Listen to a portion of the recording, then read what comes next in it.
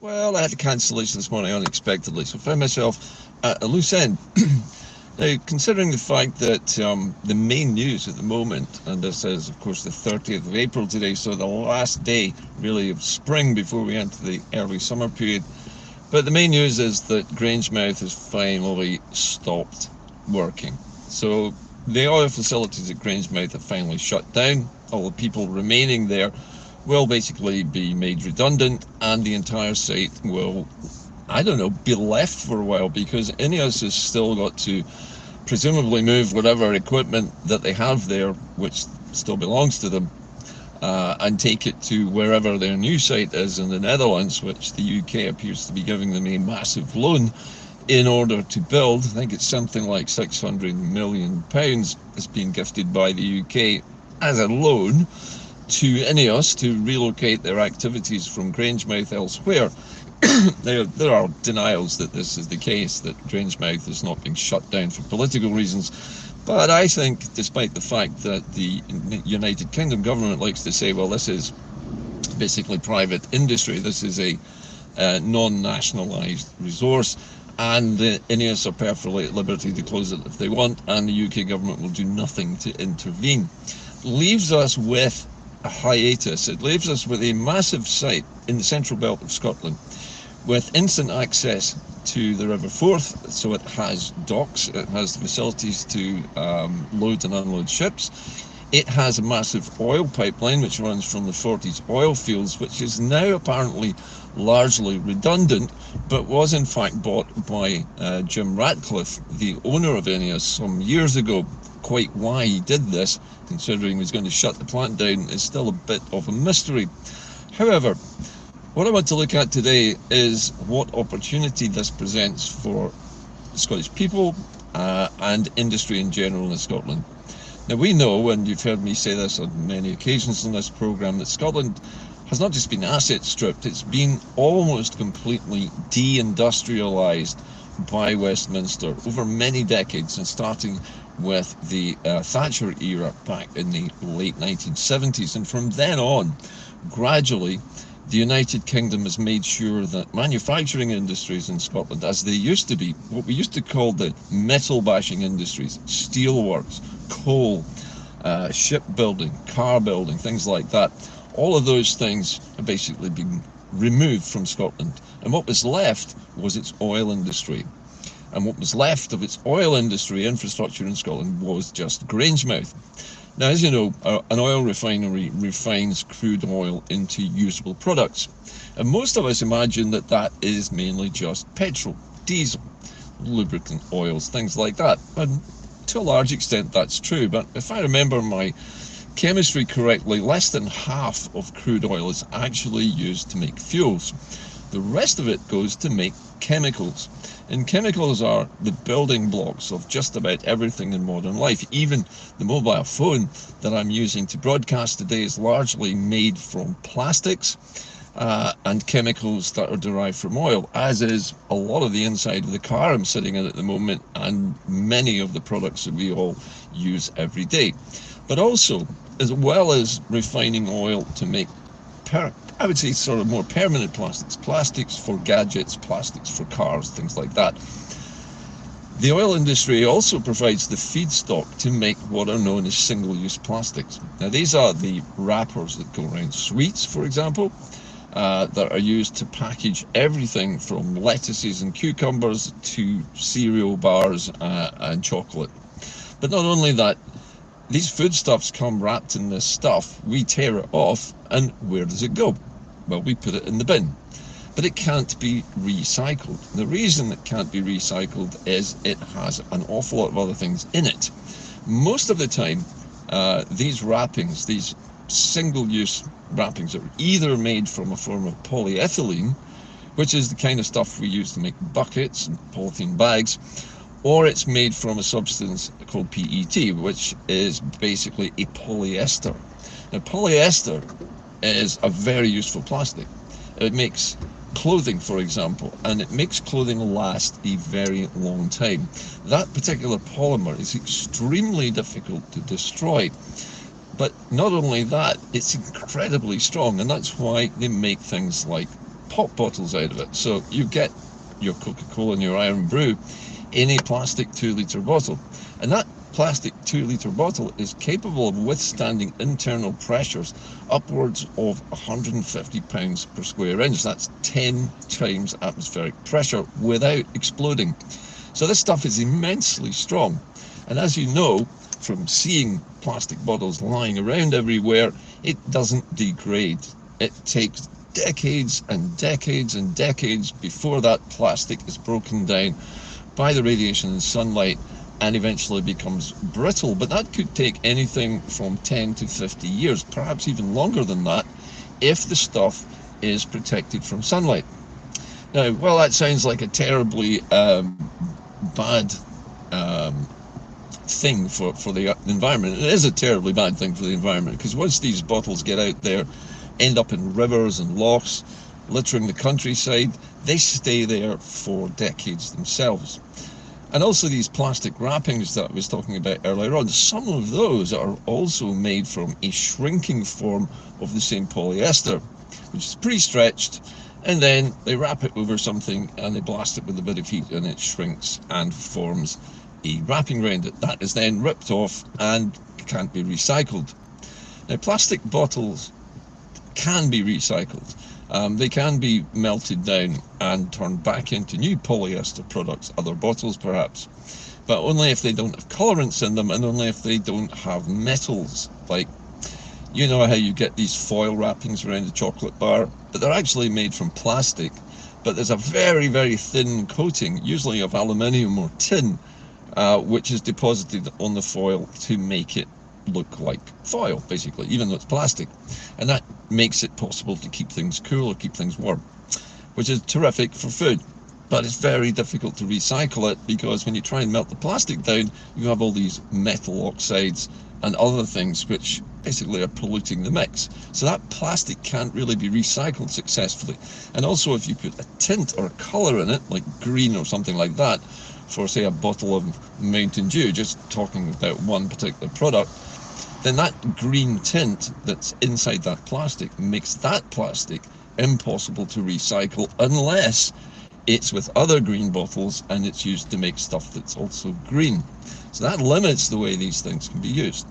Now, the only reason I'm mentioning all this background is because that leaves us with a mountain of unrecyclable crap which cannot be successfully or even economically recycled into anything useful made out of plastic.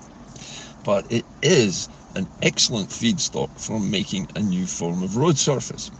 In India, about 5-6 years ago, they developed a technique whereby they could take all this mountain of unrecyclable garbage, didn't matter how polluted it was with other things, and they would melt it down, but not to the point where it became a liquid, and not to the point where they could turn it into a plastic product of any sort, but just enough that it became a kind of thick syrup.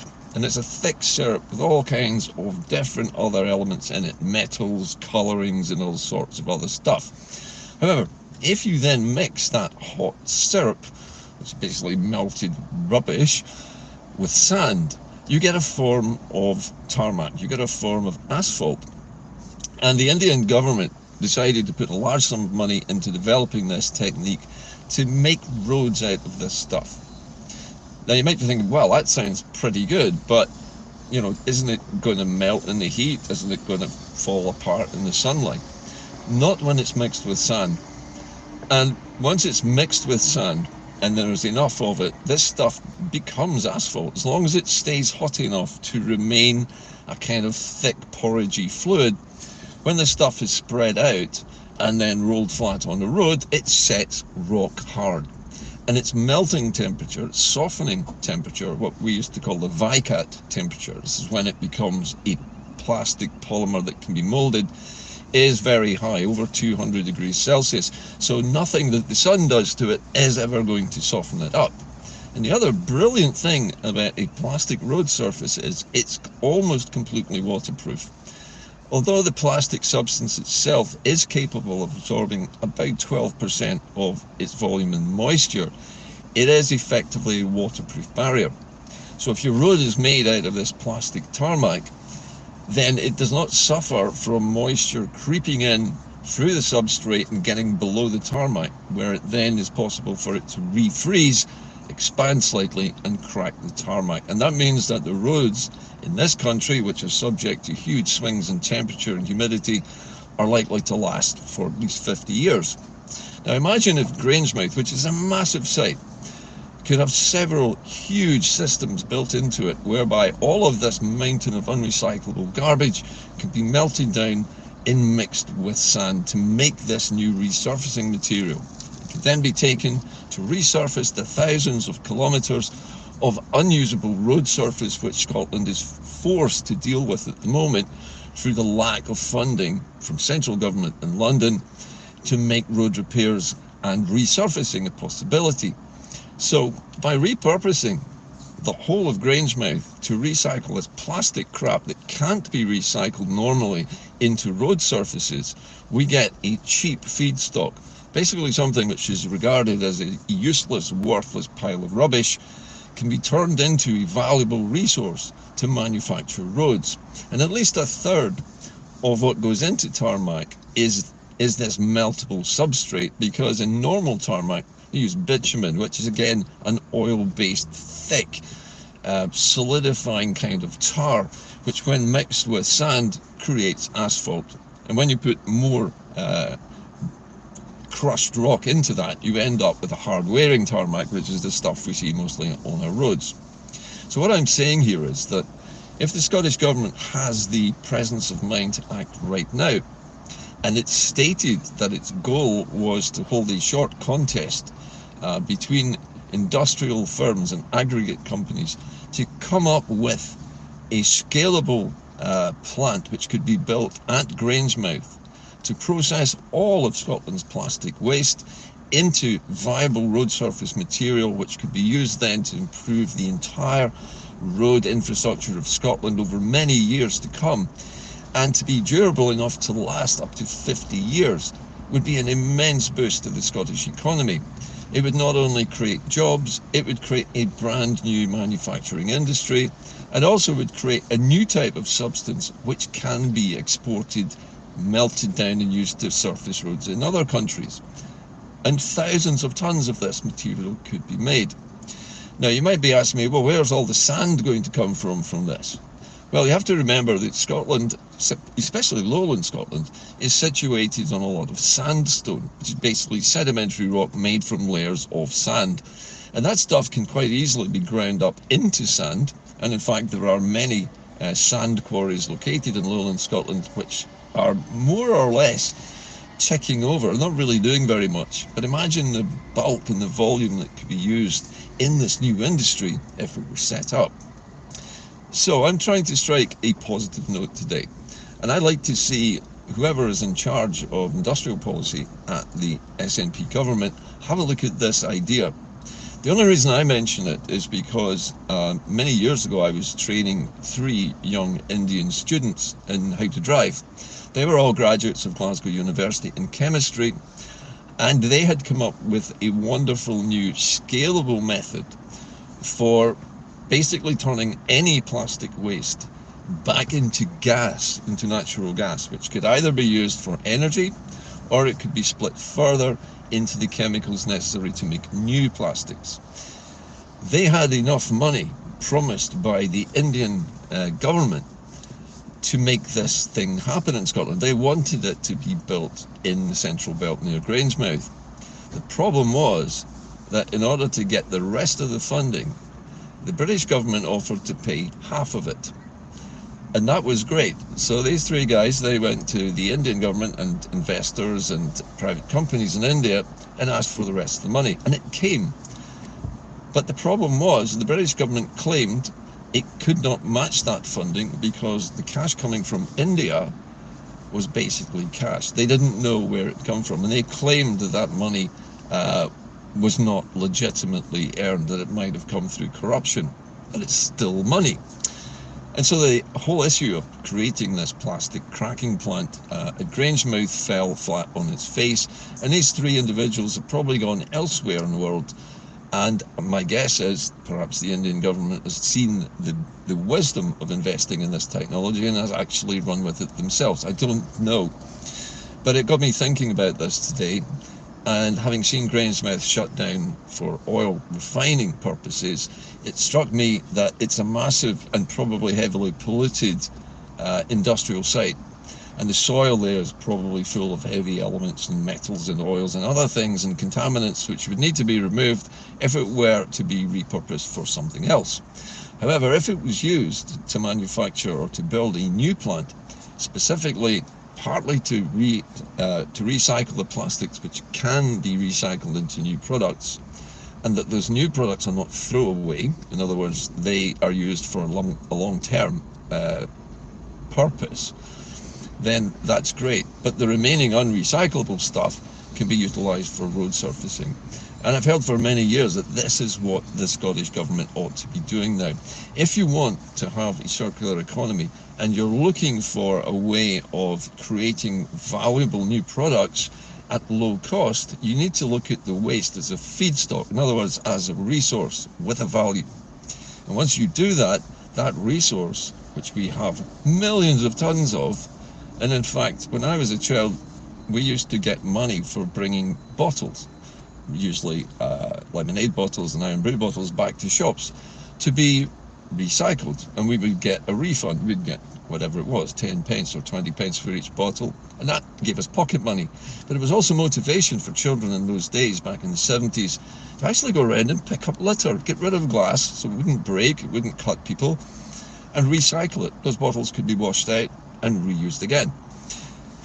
Something like that can still happen with waste plastics. And if waste plastic has a value per ton of, let's say, a cubic meter of this stuff was worth, I don't know, £100, but just for talking's sake, once it's got a value like that, then people will start collecting it. Businesses will spring up, which actually clean areas up because they know that this stuff they're pulling out has a value. And the value would then come from the repurposing of it as tarmac. And therefore those individual companies could then bring that feedstock into this new business at Grangemouth.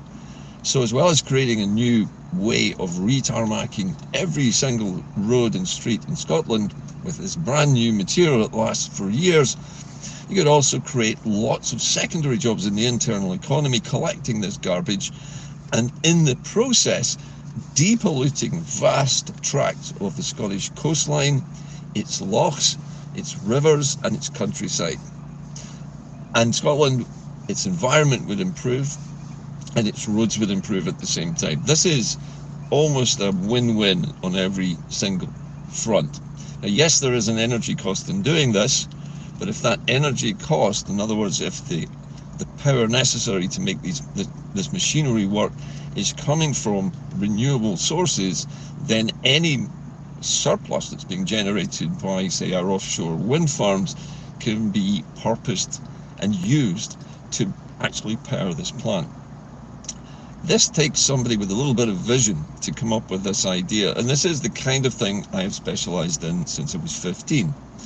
And because I've specialised in this for so long and I've seen the potential for so many years, it's time somebody said something about it and actually suggested that rather than regarding Grangemouth as a huge tragedy, which obviously it is for the people who work there, we should give hope back to the people of Grangemouth and those employed there, because they're precisely the right kind of people to employ in this new industry.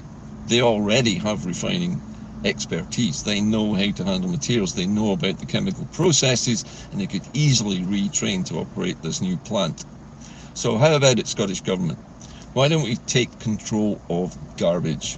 Why don't we turn an unwanted, ugly, messy, polluting resource into something useful that will both generate jobs, resurface the road infrastructure, and provide lots of secondary jobs in the businesses which actually bring the feedstock into this new plant. Anyway, that is about it for me today. It was a little bit of an ad hoc program, but I thought it's worth explaining this to you because anything is possible if the political will exists to do it.